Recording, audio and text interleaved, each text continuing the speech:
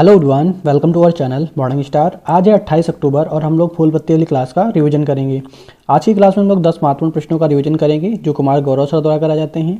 इसके साथ ही लल्लन टॉप बातें जिसमें हम लोग स्टडी जीके के क्वेश्चन करेंगे। तो आप लोग वीडियो क्लास तक बने रहिए और आप लोग इसकी PDF हमारे टेलीग्राम चैनल से डाउनलोड कर सकते हैं, जिसका लिंक आप लोगों को वीडियो के डिस्क्रिप्शन में मिल जाएगा। तो देरी ना करते हुए शुरू करते हैं। आज का पहला प्रश्न है, हाल ही में सुल्तान इस्कंदर का किस देश का राजा चुना गया है? तो जो सुल्तान इस्कंदर हैं उनको जो है मलेशिया का राजा चुना गया है। और ये जो है कब से जो है ये पद ग्रहण करेंगे? तो 31 जनवरी 2024 से ये जो है राजा का पद ग्रहण करेंगे। जो यहाँ के क्या रहेंगे? तो मलेशिया के सांकेतिक प्रमुख होंगे, तो ये भी याद रखेंगे। और यहाँ के जो वास्तविक प्रमुख हैं वो कौन होता है? तो यहाँ का जो वास्तविक प्रमुख होता है वो होते हैं प्रधानमंत्री। और प्रधानमंत्री कौन है यहाँ के मलेशिया के? तो वो हैं अनवर इब्राहिम।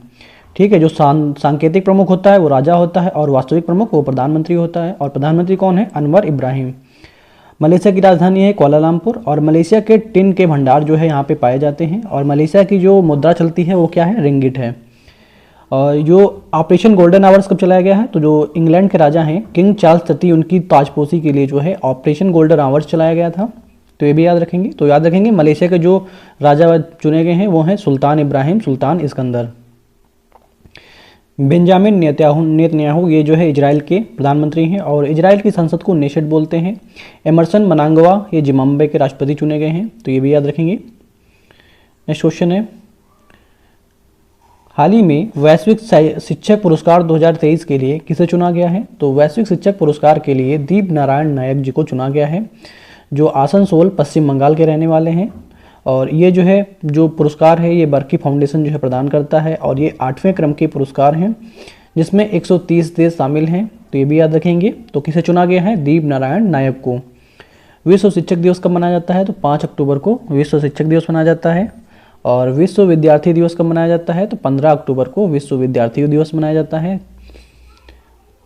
2021 का गांधी शांति पुरस्कार किसे प्रदान किया गया है? तो गीता प्रेस गोरखपुर को जो है गांधी शांति पुरस्कार प्रदान किया गया है। 57वां ज्ञानपीठ पुरस्कार दामोदर मौजा कोंकणी भाषा के लिए जो है प्रदान किया गया है। अंतर्राष्ट्रीय बुकर पुरस्कार 2023 जॉर्जी गोस्पिडनो को प्रदान किया गया है। उनके उपन्यास टाइम शेल्टर के लिए ये पुरस्कार प्रदान किया गया है।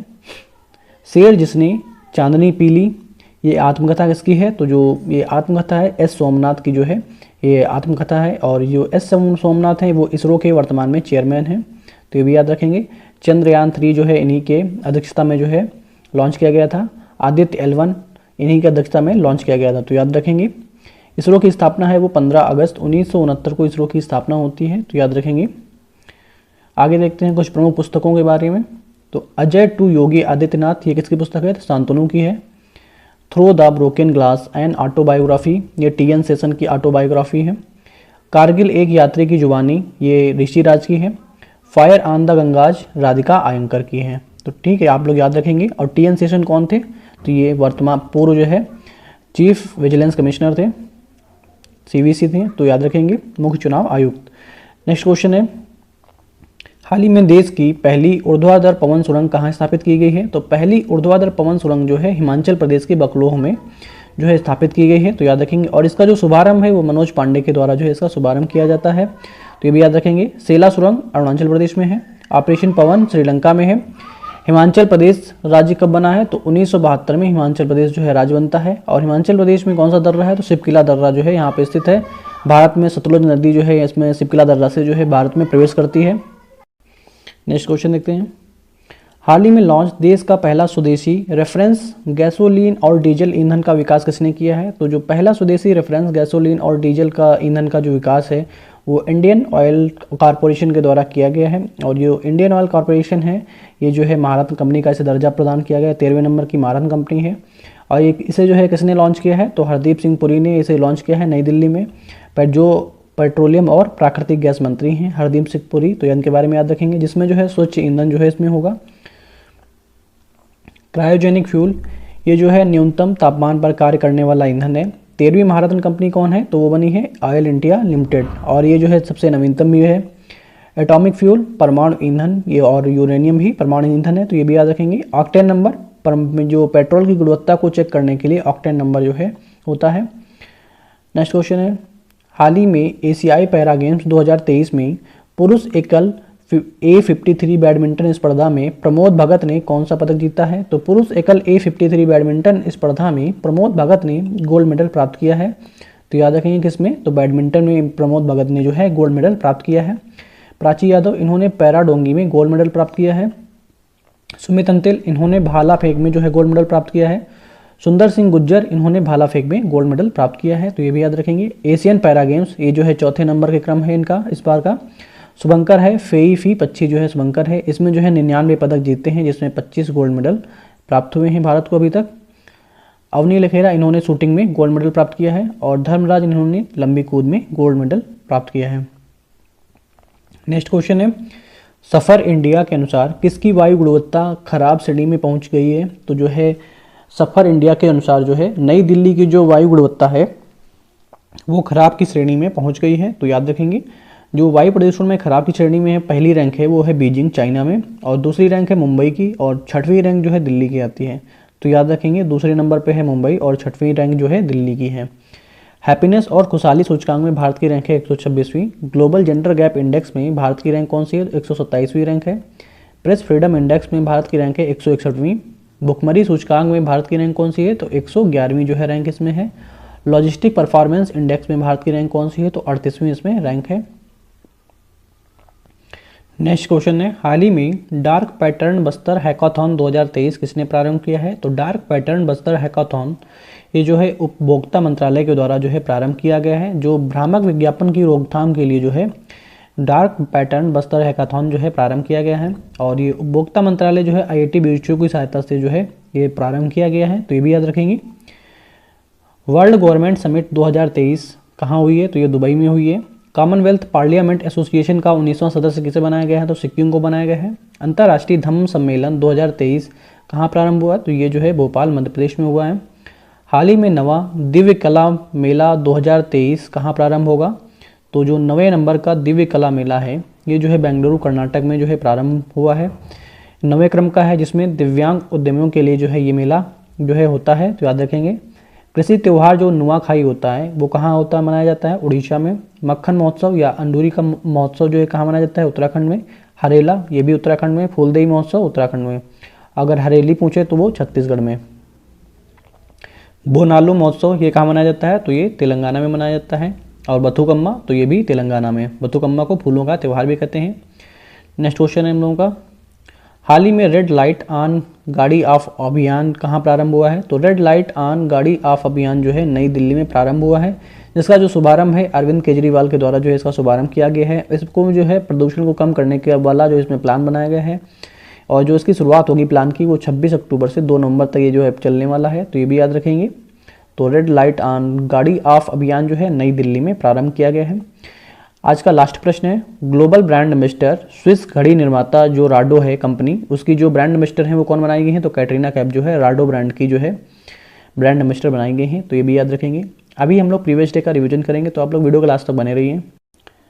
तो पहला क्वेश्चन हम लोगों का, हाल ही में यूरोपीय संघ और भारत की संयुक्त नौसेना का अभ्यास कहाँ हुआ है? तो गिनी की खाड़ी में इसका जो है अभ्यास हुआ है।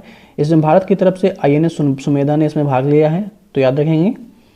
एटलस पर्वत ये जो है किस महाद्वीप में पड़ता है? तो अफ्रीका महाद्वीप में है। और एटलस पर्वत की जो हाईएस्ट पीक है वो है माउंट टोबोकुल।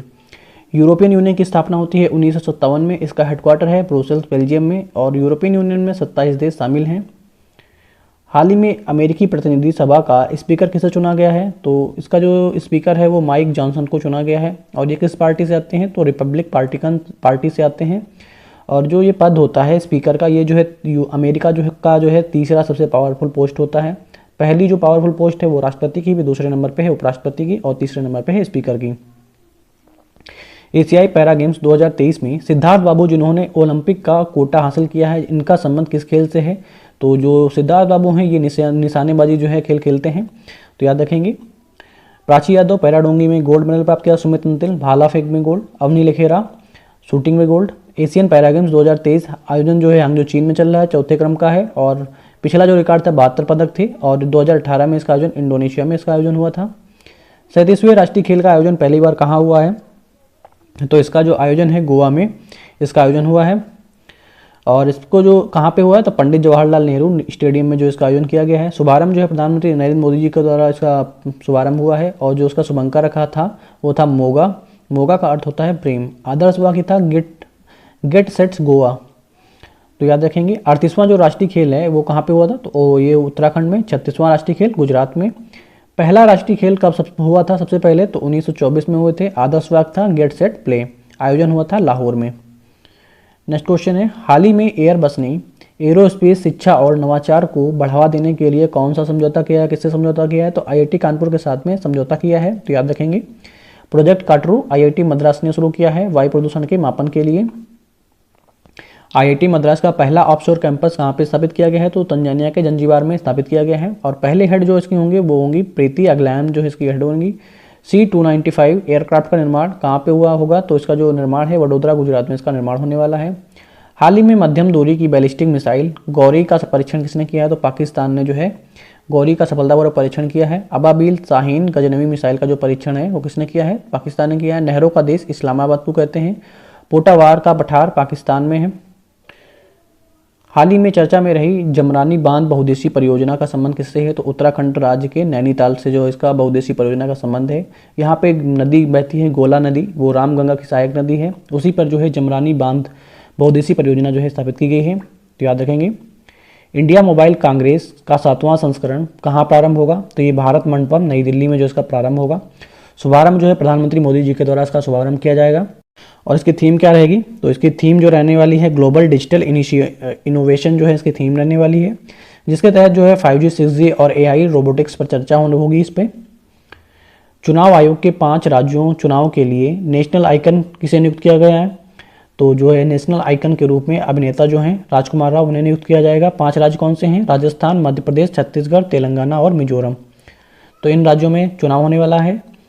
हाल ही में किस देश की एक अदालत ने 8 पूर्व भारतीय नौसेना कर्मियों को मौत की सजा सुनाई है, तो कतर दोहा ने जो है 5 पूर्व भारतीय नौसेना कर्मियों को जो है सजा सुनाई है, मौत की सजा सुनाई है, तो याद रखेंगे। तीसरा सबसे बड़ा प्राकृतिक गैस का भंडार कहाँ पे है, तो कतर में है। कतर का दौरा करने वाली पहली भारतीय विदेश मंत्री कौन है, तो वो है सुषमा स्वराज। आज का लास्ट प्रश्न है, भारतीय अमेरिकी वैज्ञानिकों को प्रौद्योगिकी और नवाचार के लिए राष्ट्रीय पदक से सम्मानित किया गया है, तो किसने सम्मानित किया है, तो अमेरिकी राष्ट्रपति ने सम्मानित किया है, तो याद रखेंगे। आई होप आप लोगों को वीडियो पसंद आया होगा। वीडियो पसंद आया हो तो वीडियो को लाइक करें और चैनल को सब्सक्राइब करें और वीडियो को ज़्यादा से ज़्यादा शेयर करें। Okay, thank you guys.